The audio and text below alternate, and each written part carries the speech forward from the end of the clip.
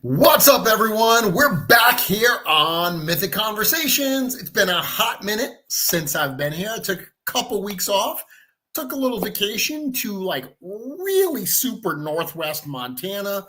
Very, very far up. Absolutely wonderful environments up there in Glacier National Park. Was great to get away for a little while. It was actually my first trip in about 4 years that I didn't take my computer with me.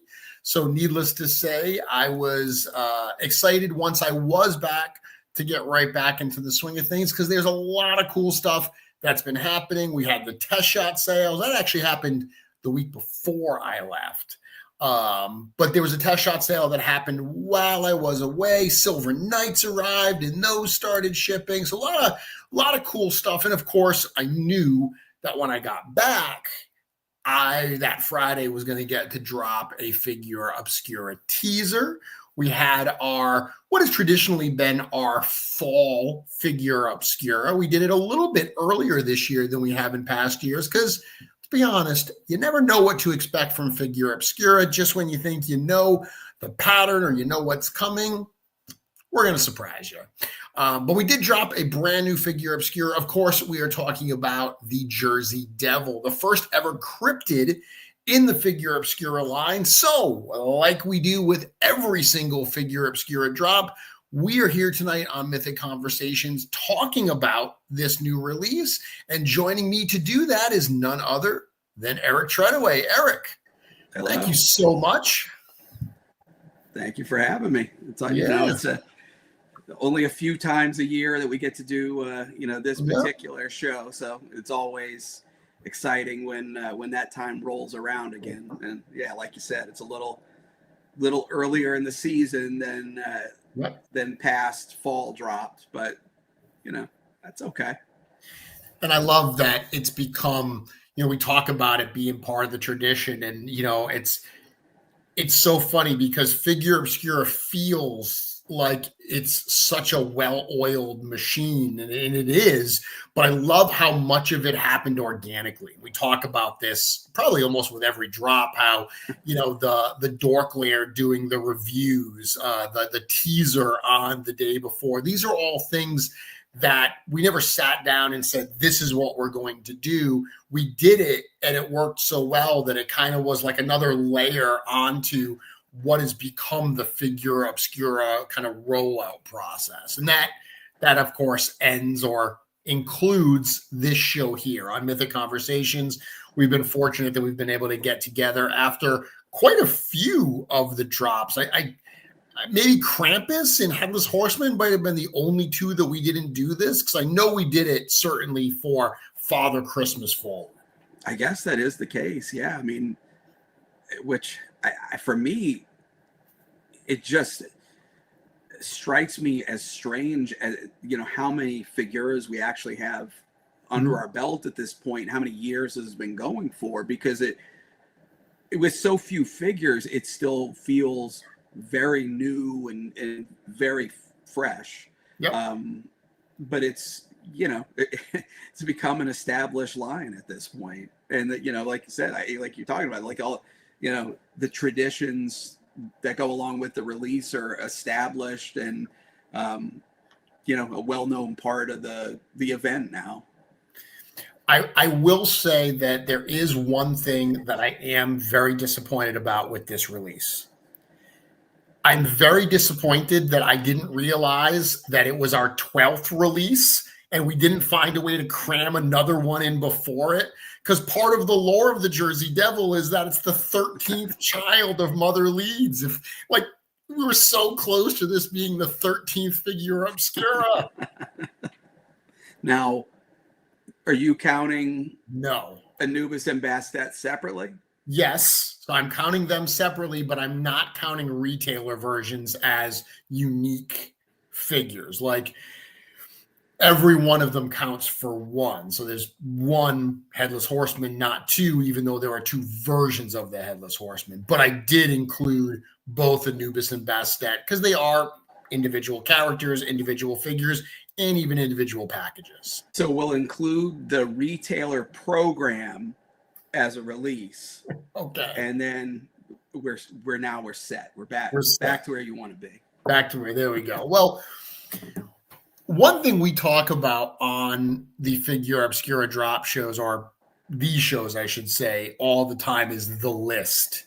That fabled list that we have of potential future Figura Obscura releases, and what gets actually moved from that list into the actual the ZBrush program that brings it to life and eventually becomes a figure. Since the very beginning, cryptids have been on that list. Since we've been talking about Figure Obscura, and we've said literature, holiday traditions, mythology, cryptozoology, and cryptids were always part of that list. And a big challenge for the last few years was figuring out where the right spot to drop the first one was, and then, of course, which one to do. You've known since the beginning that we were going to do cryptids. What was kind of the process of getting this first one in, and, of course, it being the hometown monster, the Jersey Devil? Well, that aspect certainly didn't hurt when picking the first one.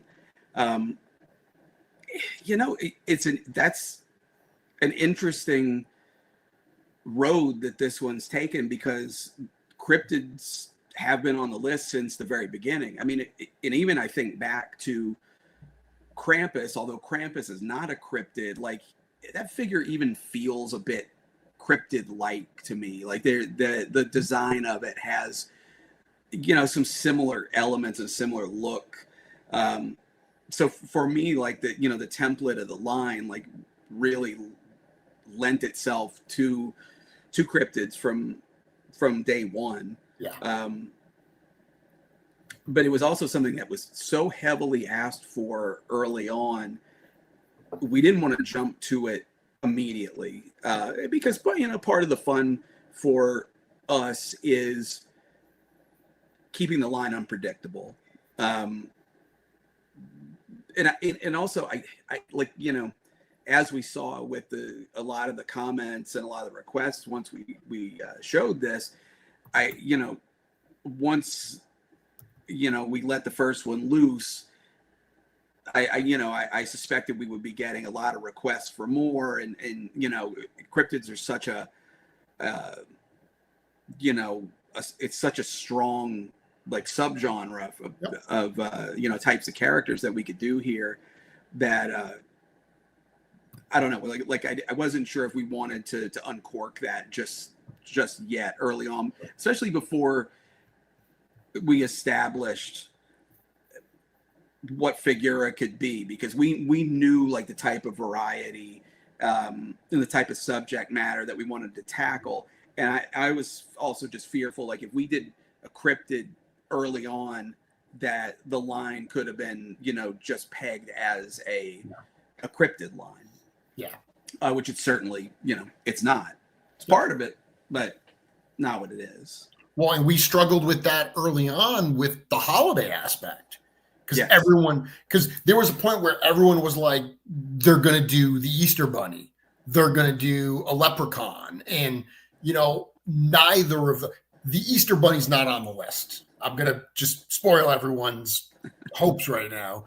Not to say that he couldn't be on the list, but that was never the idea. It was never, hey, this is a holiday line. Or I say never. Kind of it was at first, because when Jim first talked about it, it was like, hey, we want to have a cool holiday release. But it very quickly became more than just, hey, this is only for holidays.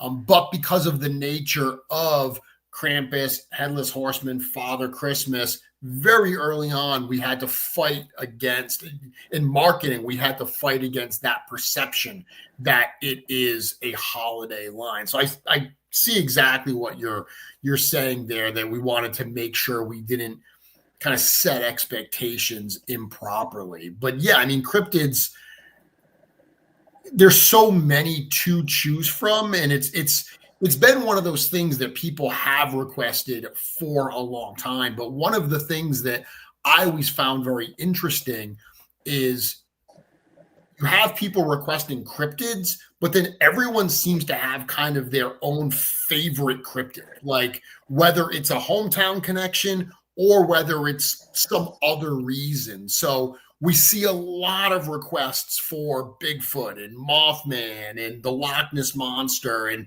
those are some of the more well-known ones that are out there. But that's one thing I always found interesting, is how everybody seems to have their favorite cryptid, the one that's at the top of their wish list. Right. I mean, yeah, like anything else in fandom, everybody's got their favorite. And there's so many, and they're so diverse. And some fit what would make a good action figure, more clearly than, that's more obvious or more clear than maybe some others. Jersey Devil is a very, I used to hear the word tossed around a lot when we were working at Mattel, like it's very toyetic character. It certainly fits. Fits the world of Figura that we've been doing so far. It fits the aesthetic. Close enough to Mythic, or a lot of the things that our fans are into. And in this particular case, kind of going back to your question, a lot of times when when we know that a figure, it's time, if it's been on the cusp, sometimes it's when the right pieces are all of a sudden available. Yeah. And that, that was the case. Yep. Here. Yeah, as I always say with Figura, like there's a lot of elements that come together with the decision, and it's just these bits and pieces that are floating around all of a sudden like start to converge, and then all the right circumstances come together, and then that makes the decision easy when the time comes. A lot to unpack with what you just mentioned there, but let's start with the Jersey Devil.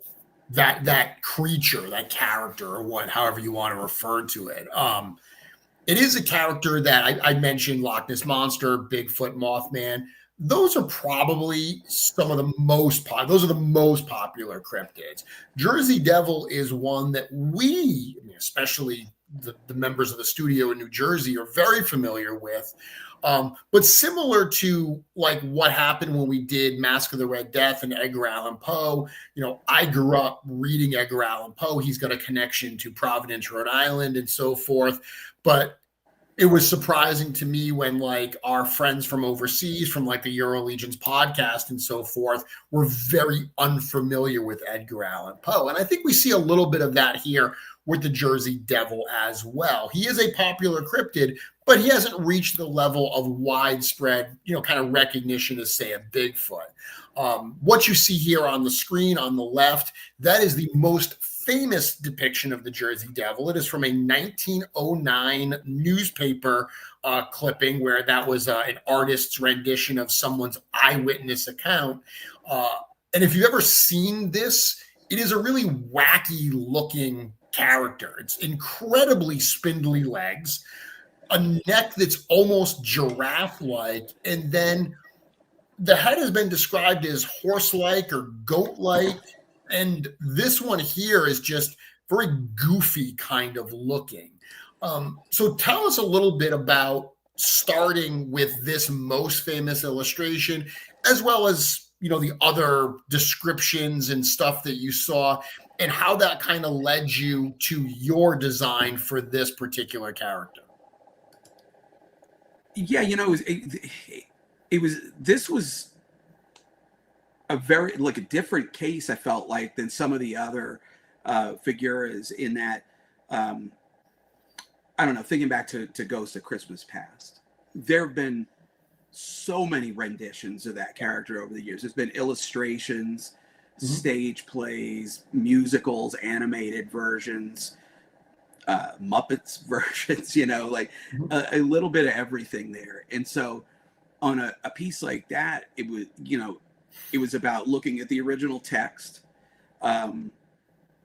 which is very specific. It was written by an author, and that was his vision of what the character was. And then from there, it was interpretations by these, various illustrators and such on it. And so with that, it was looking at all this material and distilling it down to what our version of Ghost of Christmas Past was. Here, you're talking about a character, creature that is from legend. It's from these scant sightings and descriptions and things like that. And then, so like you mentioned, this is the most famous illustration of the Jersey Devil, and there's several renditions of it out there, but I just didn't feel like the search for reference material, inspiration, was quite the same as some of the other ones who have been doing. And so, I used this in a lot of the verbal description, and also just some of where where it's thought that some of these descriptions or sightings could have actually come from,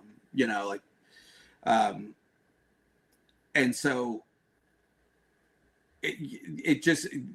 if we're starting with that image as a starting point and thinking about something that's Legion's build system compatible, there's nothing about that fits. So it's so for me, it was that was the fun part, was taking those descriptions and figuring out how with our parts, how with our joint system and all that, how do we make it work. So again, to what I kind of mentioned before, how do we get that lanky look? Up until a certain point, that was something we couldn't really get to, but now we have a lot more parts that could get us there. So looking at that that particular image there, the head, to me, the head and the wings are the two things that are the most that's the most prominent features of it. And that head, like you mentioned, that was described as a horse. I saw a lot with hooves, the forked kind of barbed tail, bat wings, and so it's a very awkward mishmash of parts, but I like that. To me, that's what's interesting about it. It's a bizarre thing, and that's what that plays into what cryptids are. There's these strange, unsettling sightings, and that's what I like about the way this ended up. It's an unsettling creature. Yes. It looks almost unbalanced. Yes. And one thing so with the head, though, one thing that was really cool about that is there were a lot of descriptions of it saying horse head, but when I was reading it through, one of the things that that came up, and that was a theory of what people thought the Jersey Devil might have been, was that there's a type of bat that's, I believe it's called a hammerhead bat, I think. Oh, you are ready to go. um, and so when I was kind of not really struggling, but like, I was kind of starting off with the horse head and stuff, and just like waiting for something to click, like where it got weirder, or like it, became a little more unique. And when I read that, and that, yeah, like that kind of set it off for me, because I look at this, and if you look at one with the full body, the theory was that somehow one of these was on a boat and made its way over to the United States. And when you look at it, it's got, little legs, it's got the wings. I could very easily see where somebody could have seen that, and that description turned into the next description into the next, and all of a sudden you've got the Jersey Devil. I look at that face and I look at that illustration, and I could easily see it. And so just the bizarreness of that, that bat's head, like, really was kind of, it almost like gave me the permission to, to get a little stranger with it. They're big too, if I remember correctly. Hammerhead bats are very large bats. Yeah, it's almost like a dog with wings. Like, it's especially, and then again, like if you look at one of those, it's got a massive head, and which is like on this illustration here. Yes. And so again, it's like it's awkward, like it's unnatural. So like that was the sort of thing, like I really just grabbed onto that weirdness and went for it. Yeah. Well,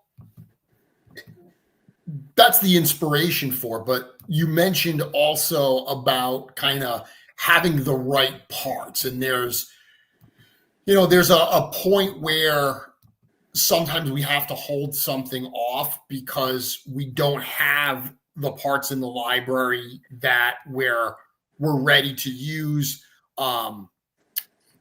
but that we know they're coming. So we might hold something off for that. Talk to us a little bit about the parts that we see here.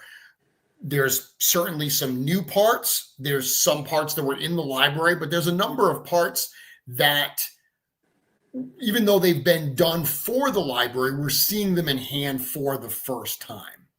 Yeah. I'll just go bottom to top and go through it. It's always fun to do a parts breakdown, and it's different. It's so much different than it used to be, because the library is so much bigger than it was for years and years. Like, where we're pulling from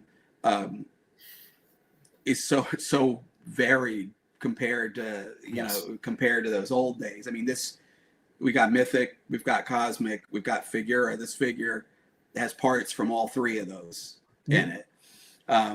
But again, if we start at the bottom, the hooves are new. The, I guess, lower leg section is from Wendaje. The middle leg section is new, because Wendaje's got the mid cut in the calf with the wraps. Knee and thighs from Wendaje. The kind of crotch, sleeve, diaper, whatever you want to call that, that's new. The tail's new. And then the torso, the upper arms are directly from Frankenstein. Then the torso, lower arms, and hands were developed at the same time as Frankenstein, which essentially they are like developed the Frankenstein figure, and really just loved that lanky build and that, what it was bringing to the table. And so went in and revised those to, to turn into these. And although they look very similar, like even the torso, it's like Frankenstein's torso has it's asymmetrical, it's twisted. There's some different skin textures in it and things like that, where this is a more straight up and down, like very universal usage torso. And then so like when I did that crotch piece, like that was like that sort of stuff. Like that's almost like a fun, like figuring out a puzzle sort of a thing, because it's like, all right, well, we've got the Windage thighs, we've got this fleshy torso, you know, how do we make a piece that seamlessly transitions those two and gives us that kind of, because I wanted that almost like satyr look where it was like the flesh on the top and then the hairy legs and then you know the hairy upper, which again for me, like if you're going for the creepier look, like that sells it more with that dark kind of shiny skin against the fur, as opposed to just, you know, if you do all fur, like it's almost potentially like more cuddly. I don't know if you could consider this cuddly in any way, but then the neck is brand new, and the head and that entire assembly. And of course, there's two heads there. The weapons and accessories are existing from Cosmic and from Mythic, and of course the wings are our classic Arethyr wings, but really like shown in a way here, like we've never used those wings before. And that was, that sold me on, using those wings here, is the fact that we were able to get such a rich look out of those, and just, it looks different from shot to shot, and then different different light sources and all that. They almost feel, the wings, when you see the wings, you almost expect that they're going to be rubbery, because they have that semi-translucency. Some people are jokingly calling them root beer barrel wings, but the idea is, it does kind of have almost that semi-translucency that you would see in that candy. They really do look like they're membranes, and you touch it and you almost expect it to be soft and kind of spongy in a way. Yeah. It really, it's convincing, and almost it's deceptive almost. It is, for sure. I love you were talking about that transition from the skin to the fur. That is an unsettling piece. Like right there, you mentioned satyr and everything.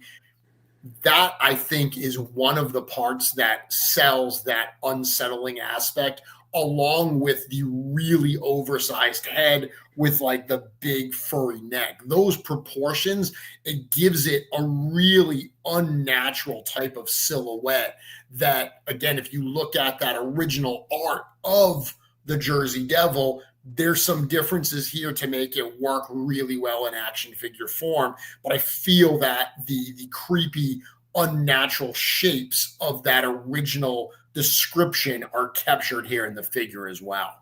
Yeah. I like cryptids, when I think about them, when I was working on this and stuff, I can't help but think back to X-Files. And they certainly had a number of cryptids on that show, and that was, for me, that was my first exposure to some of those. And that was one of the things I always liked on that show, is that they presented them in like again I keep using the word, but in like a very unsettling way, especially it's a whole show dealing with the concept of this stuff is actually real, or is it actually real? And that's just like, for me, that just kind of is, there is just that unnatural kind of, really horror element to a lot of the cryptids. One of the hardest things about this figure, after you got your design down and everything, and we were looking at it and we started having the conversation about accessories, because this, being Figure Obscura, is a line that we have really thrown all caution to the wind when it comes to accessorizing figures. This is coming on the tail end of Ganesha, that I love Ganesha leading into this, because they could not be two more different types of characters and approaches in terms of the subject matter and the overall presentation and the palette and all that. But Ganesha is so loaded out with parts because that character lent itself well to that. One of the challenges with the Jersey Devil was there's nothing in any of the lore that lends itself to accessories. And, even like we've done a lot of diorama style items lately, doing like trees or something like that. It was certainly something that we talked about, but in the end, we felt like we were forcing those accessories into the set, as opposed to it being very organic that they should be included. We did look into the library to do, some bones and stuff. Certainly imagined that this character would, have a lair littered in the bones of its victims. And then we threw a stand in there as well. Just someone was talking about flight poses might be nice for the Jersey Devil, so a stand would help with that. But that was definitely one of the challenges, I think, with this, is figuring out what to include beyond the figure itself. Well, I mean, I think if you've ever heard me talk about this stuff, I love my dio pieces with these things. It's that now we're doing it, and we've done it in Cosmic. We've added it to Mythic recently. I enjoy that stuff tremendously. And kind of like you said, it was kind of a couple of things here. One is that the inspiration was just not hitting. Like, there wasn't something that we found in the research or anything like that was just like, yeah, that's it. Let's throw this in. But we also had a little uncertainty with this one, just from, maintaining a price point and everything like that, because, the wings are very large. Everybody who has the wings, already knows the size of the wings. And we wanted to throw a stand in with this too, just because this was the first time we were using the double jointed tooling. And at the point where we're actually planning this figure and everything, we just wanted to have a safety net there. The good news is, very early, as this was moving along, we started seeing how those double knees and all the joints are working together and stuff, which is fantastic. But we already had the base in there, and with the wings, with the multi-jointed legs, with the potential to put it in a flight pose, things like that. I'm actually very happy that we included that base in there. I think it's just a nice bonus with that figure. And I think just kind of looking at the line as a whole,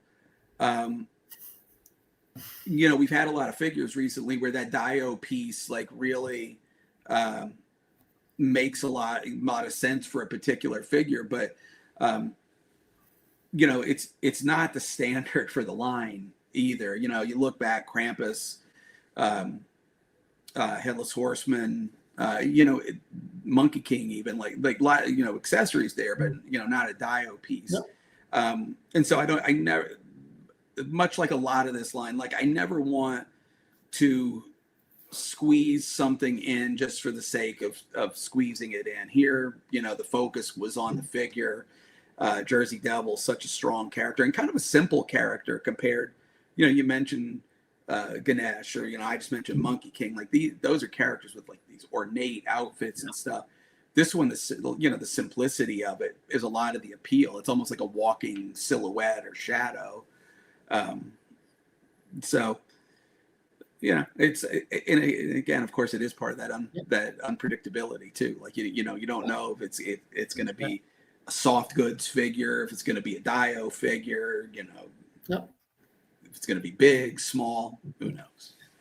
So we do have a very hard-hitting question from our good friend Dorklair, is asking, was the stand color based on the color of your walls? Did not realize that connection literally until Bill asked it. Not purposely, but I mean, you'll find that color in a lot of stuff we do. So, my tastes carry over to the walls of my studio. We have another question here from Mr. Ryan Clark. Says, does the stand support the figure's weight in a flying pose long term? I always liked full horseman figure stands for what they lack. I mean, they take up a lot of room. They have a large footprint. They're not very sleek stands, but I've never personally found a stand that supports figures in wacky positions long term as well as these do. I have a number of stands in my collection where characters in big flying poses, and a lot of my customs actually. So figures that I really don't want to come crashing down because they've got 3D printed parts. And I've never had a problem with over time them sagging or anything like that. So Ryan, I definitely think you'll be set with this in a flying pose long term. Yeah, I agree. I mean, they're not the most hidden stands around, but like I use these on other figures I've got in the studio, and I feel like if a figure goes on one of these stands, it's a guarantee that I'm not going to have to be concerned about it. They're locked in, and it's nice too because like I've got a Kurzog in here on it. I've got an old Ramathor figure on it, like some large figures that it holds them, holds them up well too, and they are great for flying and floating poses and stuff. Yeah. Like that. I love them too for like shows, like whether we're talking about Legion's Con or, any of the shows that we do where we have stuff on display, because those tables get bumped frequently when you're at shows, and you don't want to be picking stuff up off the floor every, 30 minutes because someone bumped into the table. So the stability that they offer as well, again, it's in exchange for kind of that heavier footprint. Certainly, if you're looking for stands to disappear in your display, these are probably not the ones you're going to go for. But if you're more concerned with just, hey, I want more of a museum style kind of approach where my figures are going to be locked in that pose and that's what I want, they're not going to move, I think these do a great job.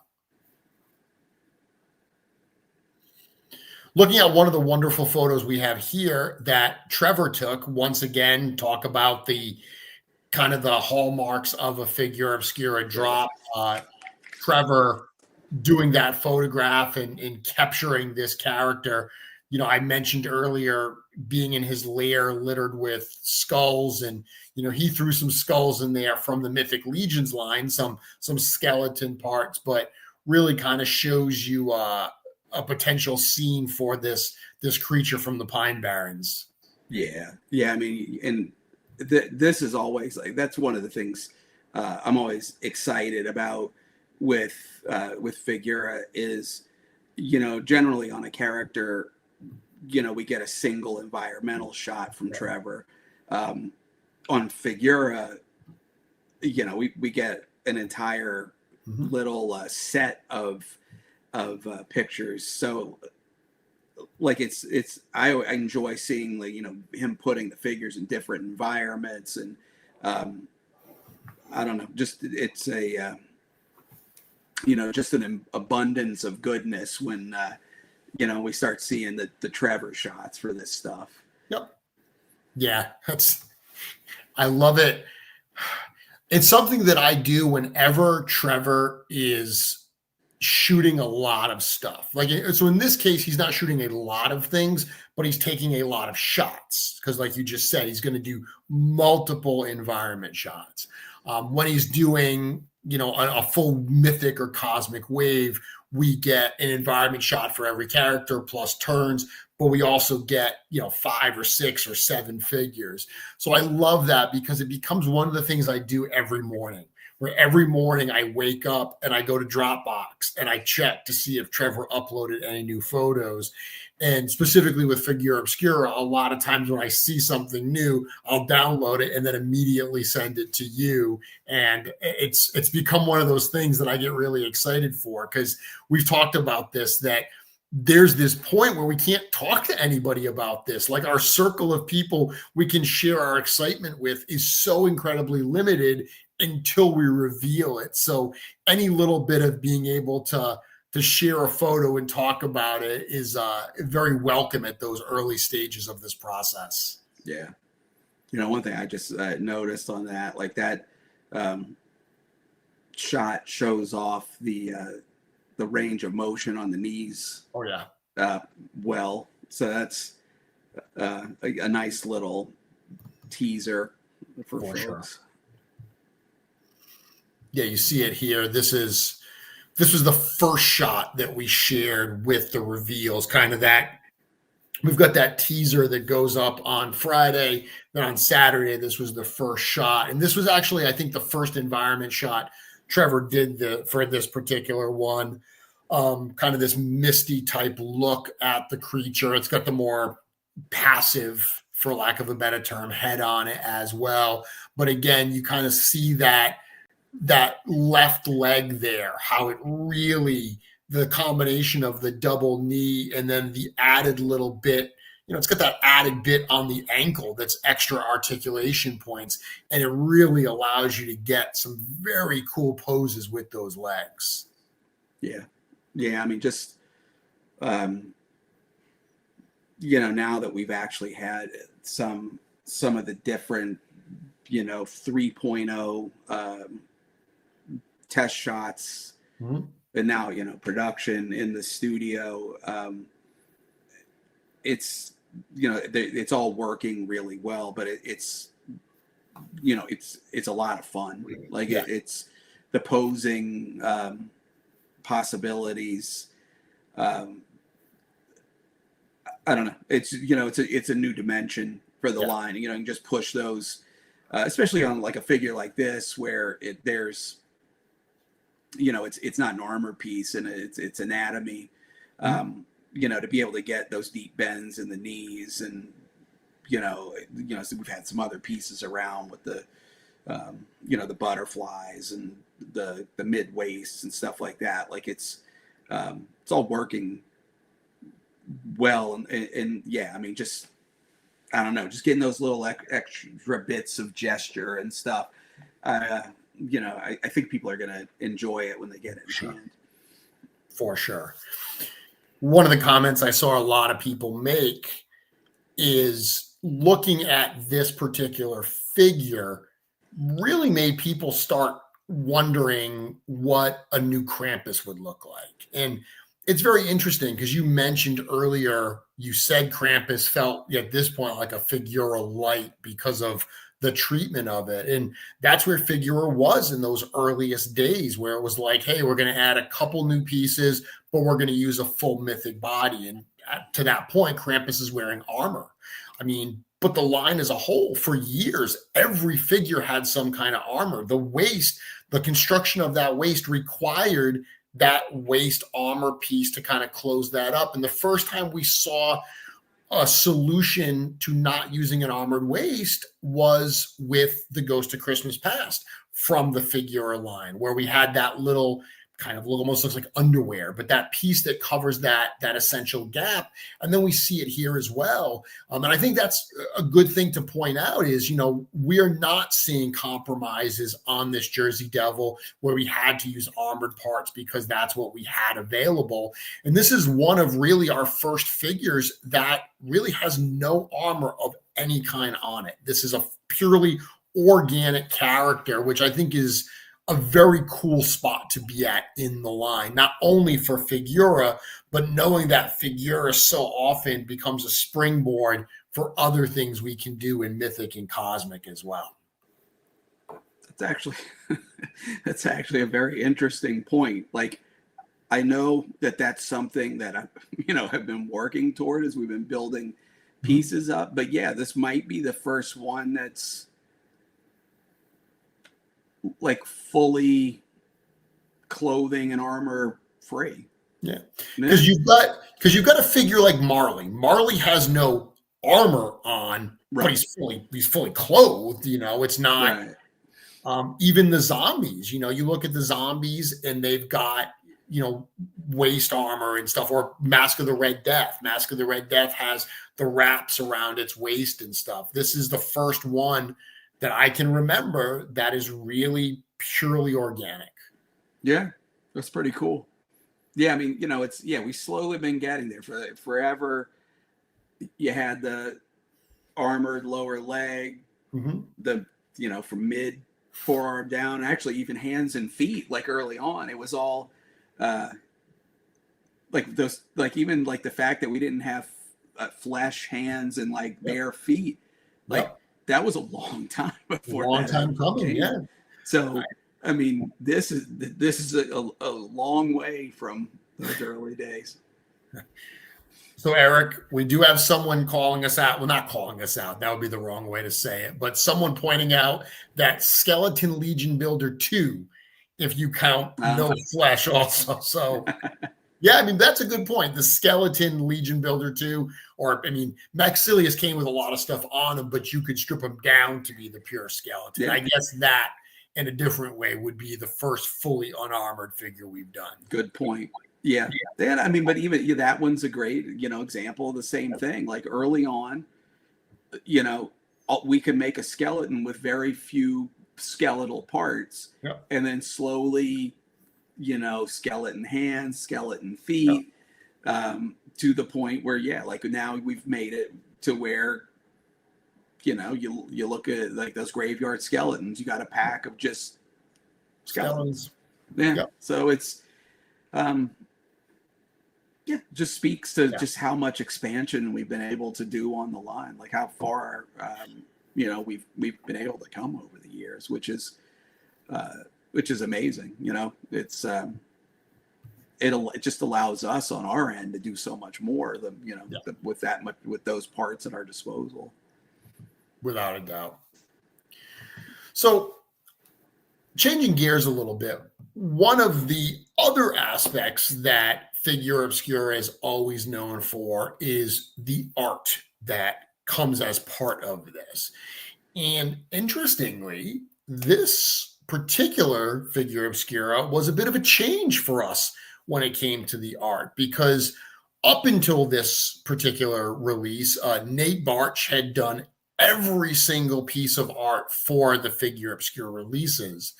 But this project fell out of time because Figure Obscura is one of those projects where we have very tight deadlines. Like once Chris says we need the stuff, we've got to deliver that stuff because we've got to maintain that schedule to hit the spot on our calendar where we want this to drop.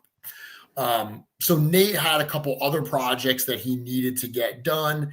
And we've been, probably for well over a year now, working with a gentleman named Tom Tolman.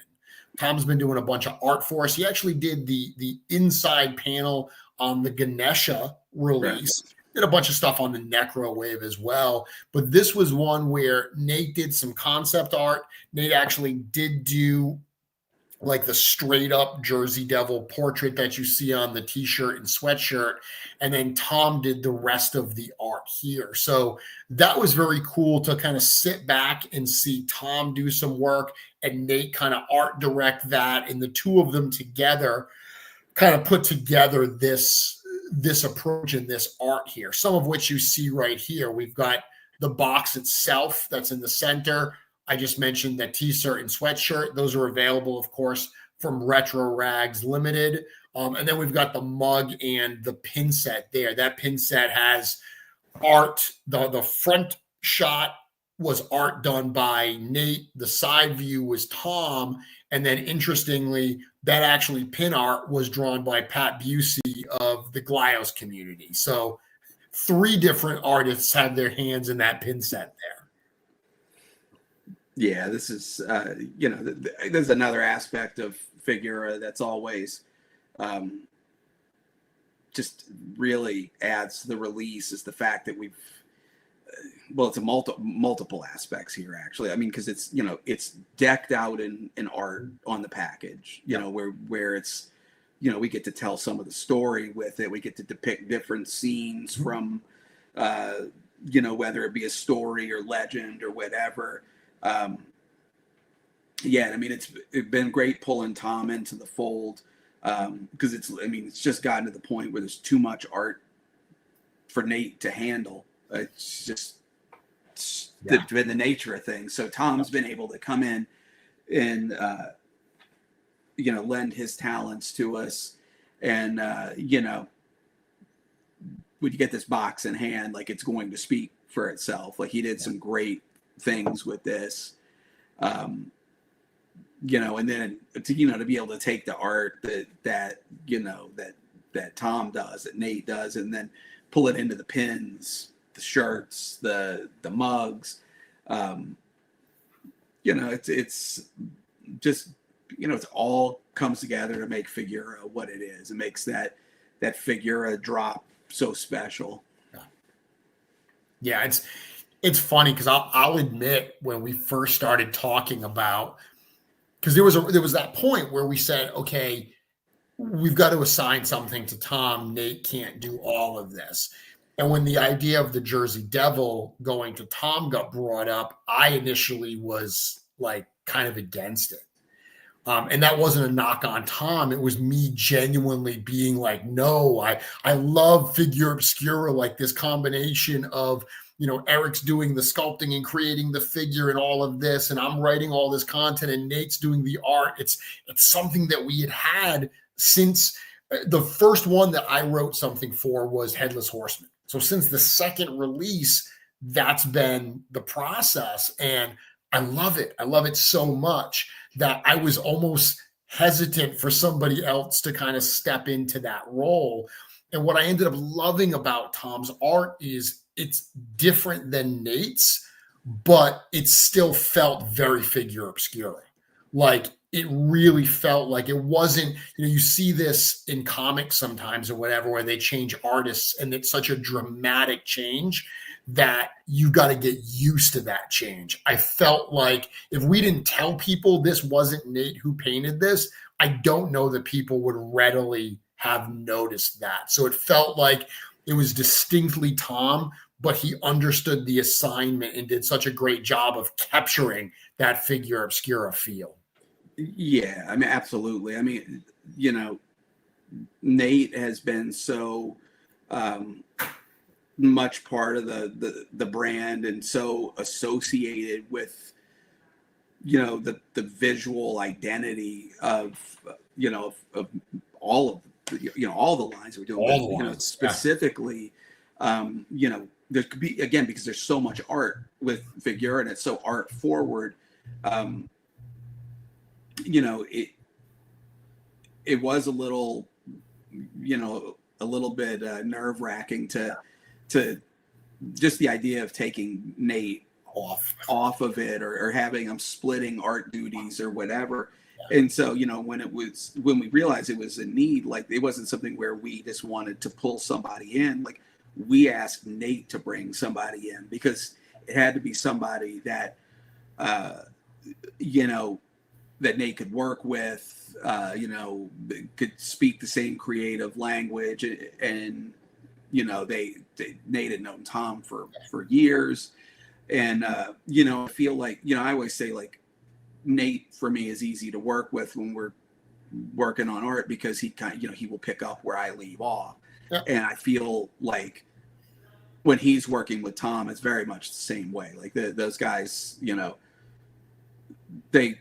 they're just in sync. So it's worked out really well, because there is just more and more art that we need. So to have a guy come in like Tom that can, can handle the the needs and then go above and beyond what we're asking has been a great add. Amazing, yeah.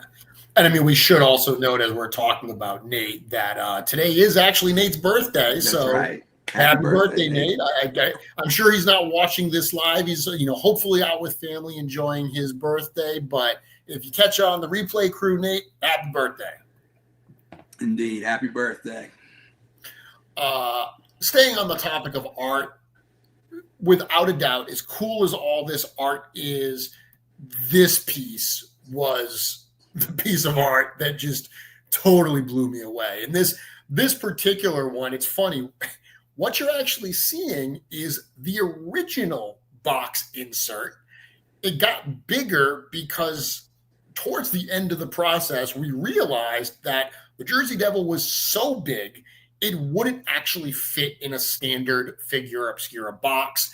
And we had to upsize it to the same size box that Ganesha came in. And artists love nothing more than when you go to them and say, hey, all that art you did, we need it to be different dimensions now. We need you to expand it and add more art around it. But Tom did it wonderfully. So the one that actually comes in the box is less of a square and more of a rectangle because he had to add to the sides a little bit. Amazingly, Dorklair pointed out that insert piece, which really does lend itself to being framed, is 11 by 17, which is a very standard picture frame size. Yeah. There's a lot of frame-worthy art that comes out of these projects, but I could definitely see this one. It seems like the sort of thing that people would be very comfortable putting up in their home, even maybe not in their their toy space. You can kind of maybe sneak it into the living room, if you couldn't normally do that. So I actually do have it here. I'll bring this down for a second. So I do have, one here, and, obviously it's got this bottom flap, which, you can just kick up, and it's got these creases that are in it because the way it's supposed to fold. But it's interesting because when you flatten it out, they almost kind of disappear. Or if you see them at all, it just kind of looks like an old map that would have been folded anyway. Like a lot of these nautical maps or whatever it was, they were folded or rolled. So I think this is going to be great. 11 by 17. I know I'm going to be framing this for sure. That's really cool. Yeah, I do love that it looks like an old folded map. That's normally those creases I could see where it bugged people, but here it's perfect. They really do blend into the piece itself in a way that I think a lot of our other inserts, it wouldn't be as seamless. All right, let's see what else we've got here. One interesting aspect of this figure, or maybe not the figure, but at least the character of the Jersey Devil, is beyond this toy. The Jersey Devil's been a character that's been kind of had a bit of a presence in the studio for a little time now because of this. So there's a play in New Jersey, or actually I think it's playing outside of New Jersey as well, but certainly in New Jersey, called The Devil in Daisy Dirt. And it is a play that actually does feature the Jersey Devil, and our very own Dan Diana is in that costume there. This costume was actually designed by Dan and Bill Mancuso, the two that, if you know Four Horsemen Studios, are behind all of those giant statues that we bring to Legion's Con, and also the dioramas. They're doing all the dia work these days. So, Eric, tell us a little bit about the Devil in Daisy Dirt in this particular interpretation of the Jersey Devil that Dan and Bill put together. Yeah, it is interesting just how much presence the Jersey Devil has had around the studio at the time when we were developing this. Yeah, like so I first started seeing bits and pieces of this around the shop when Bill and Dan were working on it, and learn more about the production and and like seeing like little parts of it and kind of like the idea of how it was going to come together, and then seeing the costume in its entirety was absolutely incredible. Like this thing, I mean, if you came across Dan in this costume like in an alley, crazy, or in the woods or whatever, you would be terrified. Yeah. It's kind of got a little bit of puppeteering in it, but it's also a costume, and it's part. So it's like you said, it's part of a play kind of. I mean, I would almost say play / experience. It's cool. They take the show around to different locations. So I believe at one point they did it in a church. They've done versions of it where it was more outdoors. And so the experience changes a little bit.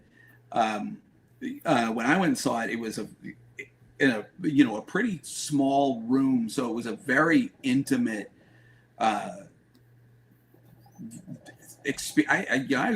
I want to use the word experience rather than show, because it felt very much more like you were witnessing something rather than sitting in an audience and just sitting back and watching the show. And it was the whole the production, the acting, the presentation, everything about it is so well done, and it pulls from a lot of the Jersey Devil legend and like some local legend as far as a local restaurant down in the Pine Barrens called Lucille's, and it's something for me. I'm terrible at verbalizing anyway, but it's hard to kind of describe the whole thing. But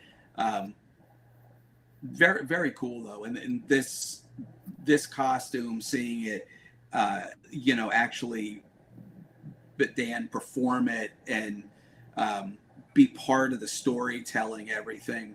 It's really cool, and they have done a great job of, you're seeing it here on the cover of Weird New Jersey, which I think it might be go past New Jersey, but I know it's a New Jersey staple where they cover all kinds of weird goings on, local legends, things like that. And so, they were able to really kind of do the Jersey circuit with this, with the promo for it. But if this is if you're in New Jersey, or anywhere if they travel outside and you happen to see this, it's definitely worth going and checking out the show. So check this out. Steph's in the comments and she says, amazingly creepy and well-written show. I caught the show at a barn in the Pine Barrens this year. How cool is that? Seeing it at a barn actually in the Pine Barrens. That's cool. Yeah, that's got to be very, very cool. It's I mean, that's what Dan showed me some of the other locations that they've done it in, and they've played this in some really cool spots, in somewhat unusual, unorthodox spots as well. It's not always you're going to your local playhouse and seeing this, which I think it brings, it ups the the immersive quality of it, especially I mean, being at the seeing it at the Pine Barrens must have been great. That's awesome. So cool. So cool. So I did have a question here about the figure itself. So someone's asking, is the neck piece on the Jersey Devil the same as Windaji the Cackler? I don't No, believe it is. No, it's new. it's very similar. It's Yeah. very similar to it, but um, my original plan was to use that, but it just did not. I don't know. To be honest with you, I don't remember exactly what part of it didn't work, but it just from a technical standpoint just didn't quite line. Yeah. Oh, that maybe that's what it was. The wings. That So might, yeah. the headpiece itself, I should say the headpiece, the neck piece, it's got these two, and I'm gonna embiggen myself real quick. You can see it's got like the two holes in the back where the wings would plug in. Windaji not having wings, I have to imagine doesn't require that. So He's, Windaji has pauldrons, the pauldrons, but just the way that everything worked, yeah, it just required a little bit different. One thing that is nice, now that I forgot about that, the fact that the wings actually push through there. There's a little actual that neck piece provides a little extra grip. Yep. On the wings, so that it's just a little bit more surface for them to hold on to, which is always nice when those big heavy wings are on a figure like that. For sure. Absolutely.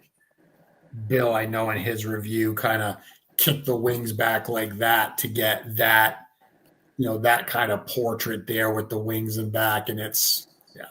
The profile, like really, you holding it up there, like I think that, you see a lot of what's going on with the figure with that profile, because it's not only is there's a lot of like forward motion to that head and neck, which on the docile head gives it a little bit more of the creepy kind of unusual look, but with the aggressive head, it really pulls that entire demeanor forward where it looks aggressive.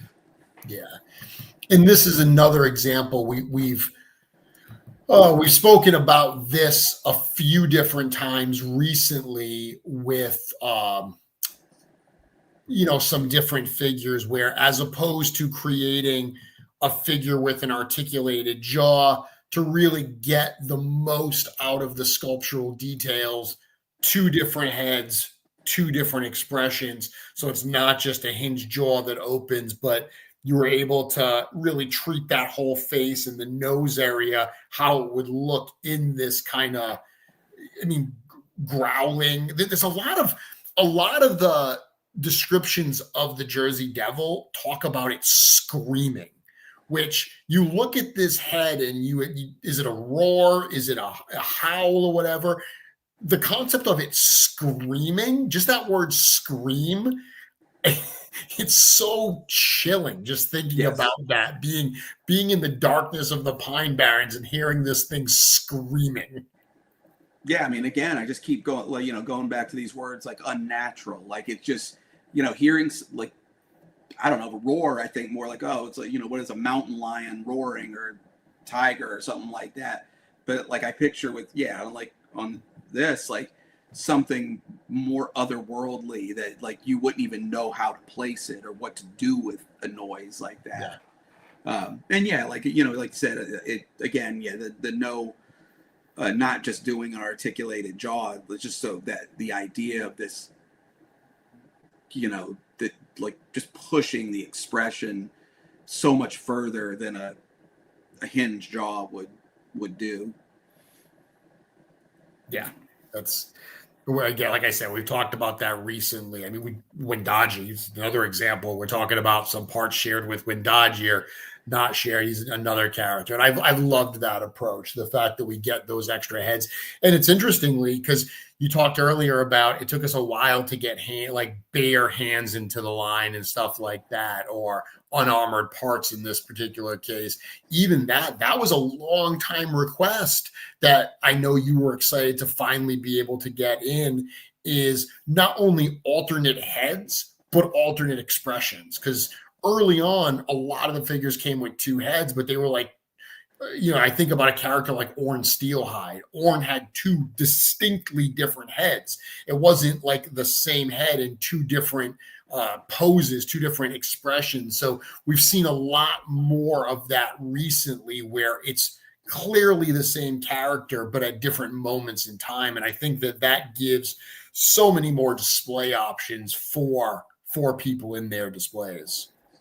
Yeah, I mean, being able to switch the hands out, switch the heads out. Sometimes, you might, if it's an armored character, pauldrons, no pauldrons. Yep. Like, it's just, I mean, anytime within a single package, like a single item, where you've got multiple display options, that's a great bonus, a great way to be able to present it. And interestingly, I don't know about you, but I tend to be a passive expression in a passive pose. I love people that have really dynamic poses in their displays, but because of how much I have on display, I tend to not be able to afford to have characters that are posed like really super expressive. They've kind of got to be more of that museum kind of standing at attention. So I tend to go with passive expressions. But for my Jersey Devil, I absolutely went with the more aggressive expression. So just someone like myself that 9 times out of 10, I may prefer one thing, having the option for that figure where that's the one that I want ends up being a really nice bonus. It is funny because I tend to pose my figures that way too. And it just strikes me as kind of funny that, basically spending just hours and hours and hours articulating these figures so they can do all kinds of crazy poses just so that they can stand like a 5-point articulated figure on the shelf. But, that's if we're not just making this for you and I. So, yes. But I would still do it anyway if I was. So I don't, it's a, I don't know, it's a strange phenomenon, but it is. But the posability allows Trevor to take shots like we see here, and to really show these characters in kind of those dynamic poses. And of course, I'm saying Trevor, all of the photographers that are part of the toy photography community. And that's actually a good segue into, one of the differences with this particular Figura Obscura drop. So we talk about the process of Figura, and normally we would be at the spot right now where these had started to ship out and they're arriving in people's collections and arriving in their hands, and the toy photographers are going to start taking them out and snapping absolutely amazing photos. For this particular one, there's going to be a little bit more of a gap because other than the Monkey King, this is the only Figura that we've done that is technically not in stock. So for those that may not know, this particular one, we had expected to have this figure in stock when we made the schedule plans a year ago, but just things taking the time that they take, us not being able to move this because, well, quite frankly, there's other things on spots in the calendar that we can't move. This drop happened probably about 3 weeks before the figures are set to arrive in the studio. So it's a weird combination because it's not a pre-order in the sense of our normal Legions pre-orders where it's a certain timed window. And as long as you purchase during that timed window, you're going to get that figure. This is a pre-order, but it's what we call a fixed edition. So these are already produced. They're already on the water. They will sell out. In fact, the first drop that we did on Saturday, that sold out, I believe, towards the end of the day on Monday. But we do have another drop coming this Friday. So this Friday, which is the 29th at 11 a.m. Eastern time, the Figure Obscura Jersey Devil, along with a small number of all-ins and mugs and pins, will all be back available at storehorseman.com. So for us, Eric, I know we love seeing the toy photography photos that hit Instagram and the cabal and so forth. We're going to have to wait just a little bit longer to start seeing those this time. Yeah, I mean that part is a little bit of a bummer, but we plan this stuff so far ahead, and being off by 3 weeks, I feel like it could be a lot worse. But when people start getting it, we start seeing those photographs. A little delayed gratification will not be a bad thing either. So I am looking forward to it. It just here it's the excitement is kind of condensed into usually a week worth of time.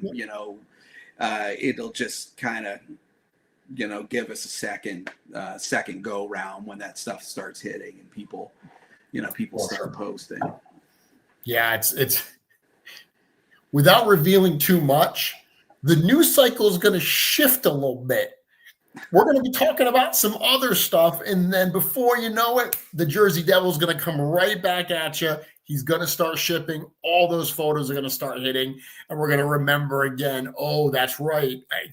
This just dropped a few weeks ago. And so while I'm bummed that we're not going to start seeing that photography this week, I kind of also am looking forward to that, him just kind of, in I guess kind of cryptid fashion, sneaking back into the conversation when we least expect it. Yeah. It's a good way to look at it. Yeah, love that.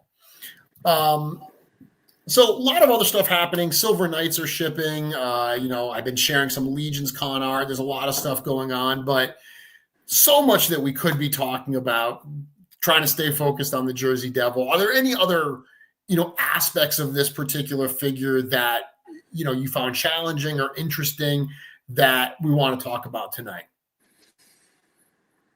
I just, we didn't really talk about the lore of this too much. There's, as we've been doing with Figura, there's, a great booklet in with the figure that delves into that. There you go. So, everybody definitely, make sure and dig into that. A lot of cool, local lore, definitely like cryptid style information there. But one of the things that I've just found amusing when getting into the backstory on this is when you put up the teaser for Frankenstein. Yep. It was the lightning with the key in it. Yep. Because I always put the key in the teasers. Yes. And so one of the first guesses that I saw was for Benjamin Franklin, which obviously was not what it was. And so then here not are now, but were whatever, a year ago, starting Jersey Devil and going through the research, and whose name pops up in the backstory for the history of Jersey Devil, but Benjamin Franklin. And if once you dig into the backstory of it, an argument could be made that Benjamin Franklin is responsible for the Jersey Devil legend. Possible. So a year later, you're at least a step closer to your Ben Franklin. Yep. There wasn't a Ben Franklin connection to Figure Obscura last year at this time, although a lot of people not a lot, but some people were guessing that. But there is now a Benjamin Franklin connection to Figure Obscura for sure. Yeah. That was one of the most surprising aspects of the lore, because I mentioned this on the Saturday live show. Every every time we do a Figure Obscura drop, I go on there with Jonathan, Eric, and Ryan, and talk, and usually Trevor as well. Actually, Curtis was on this time too. Bill jumps on, but we talk about that particular drop, and just talking about that connection and the story with it. This was a character that I didn't know a whole lot about before we started doing this. Probably similar to Monkey King. I think Monkey King and the Jersey Devil were the two that I had the least connection to going in. But yeah, that whole story about the founding fathers and that feud between Benjamin Franklin and Titan Leeds and stuff, very amusing type anecdotes for this character. Yeah. I had a question here that I wanted to bring up. So Jurassic Jesse is saying, will the Jersey Devil be available at Legions Con? This is actually an interesting question that came up during that Saturday show as well. And, what we said was we don't really know because we have a certain amount that we're set aside to sell online. We do set aside some for shows, and it's pretty safe to say that the Jersey Devil will be at Legions Con, but there will be a limited amount. And one of the things that, they pointed out, I think Bill pointed out during the Saturday show, is he was like, anything that you can reduce the things you have to get or do at Legions Con is a benefit. Like if you can get the Jersey Devil now, because it's going to be available on the website this weekend, the figure itself is $65. Sales tax gets added onto that, and then actually our flat rate shipping $9.99 applies as well. If you do get this at a show, it's $70 because the tax gets added at the show. So if you buy it on the show versus online, you are saving potentially a few dollars. But the challenge of going to Legions Con, where there's going to be no shortage of other things to buy, including plenty of things that are going to be available for the first time ever at Legions Con, and having to also add a figure of this size into that equation. Bill pointed out that do yourself a favor. If you can pick this up before Legions Con, don't wait for Legions Con, get it in advance. It makes sense.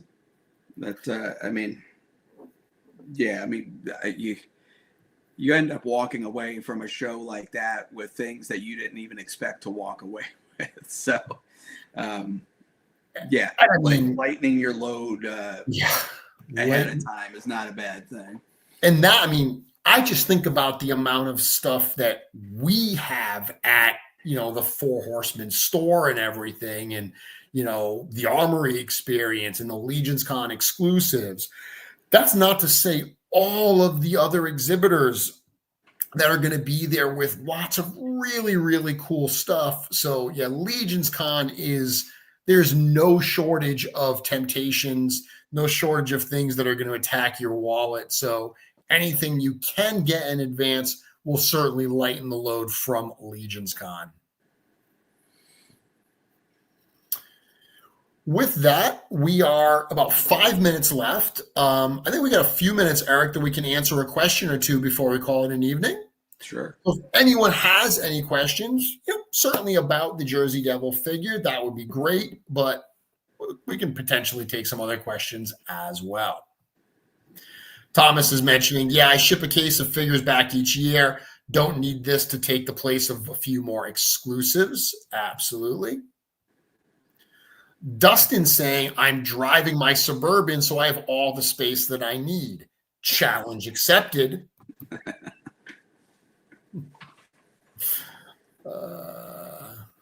Joe was in here as well. Joe Vassapolo mentioning that so many things at Legions Con this year. Bill reiterating, we all go to Legions Con with a massive to-do list. You can knock that off your list right now. Very good, Bill. I appreciate that. I've answered this before, and I have fairly stringent opinions on some of this stuff, but I'm curious for your answer. Have real people been considered for Figure Obscura, like Rasputin, Jack the Ripper, Elizabeth Bathory, etc.?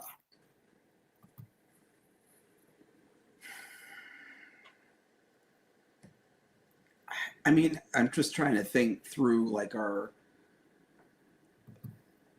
list. I mean, there may be some things that are on there that are questionable whether or not they're legend or real. And of course, like, I'm going to say this, but I will also say never, because, Of course. but generally that's not where we're looking. Certainly, like Jack the Ripper, I don't think like would fit, or Elizabeth Bathory, like the things that are more like real life killers and stuff like that. Like it's like less fantasy than what we're doing. I don't know, for some reason though, like in that one, like Rasputin seems interesting to me, but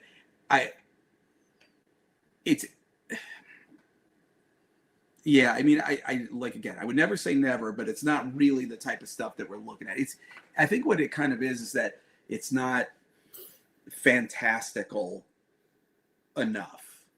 Like that, most of what we're doing has an element of fantasy or horror, or something that's not quite natural or earthly. So Jack the Ripper doesn't really fit that.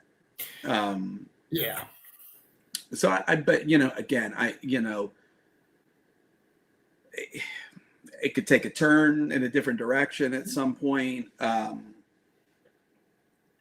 There could be an aspect of a particular person or their persona that all of a sudden, like one of us sees in a different light and something strikes. So, but it's, I mean, it's not generally the direction. Yeah, and I've always said that, and someone mentioned, J Mac mentioned his comments that I respect not glamorizing murderers. That's always been kind of my challenge with it, is I get uncomfortable with that idea. Like you mentioned Jack the Ripper, you mentioned Rasputin. Those are interesting because they are such shady characters, or such unusual characters, that they've been used as a springboard for fantastical other versions of those characters. Like those are a lot more interesting. Like the idea of Jack the Ripper not being a human murderer, but being some kind of otherworldly entity or whatever. Like once you start going down those more fictional, fantastic paths, it becomes a lot more interesting. There's a lot of other real life murderers that you couldn't make that leap with. But to your point, never say never, but not really something that we've talked a ton about for being included with this. Yeah. See other questions. Want to wish Tiffany a happy birthday today. Sharing a birthday with me. Very cool. So Dorclair asking, now that Translucent Wings came out so good, are you itching to revisit Clear Wings down the road? We kind of did them. We did semi-translucent with the Gold Skeleton too. Yeah, I mean, I wouldn't say that I'm itching to do it, but it's, now that we see how well it works, possible. Yeah.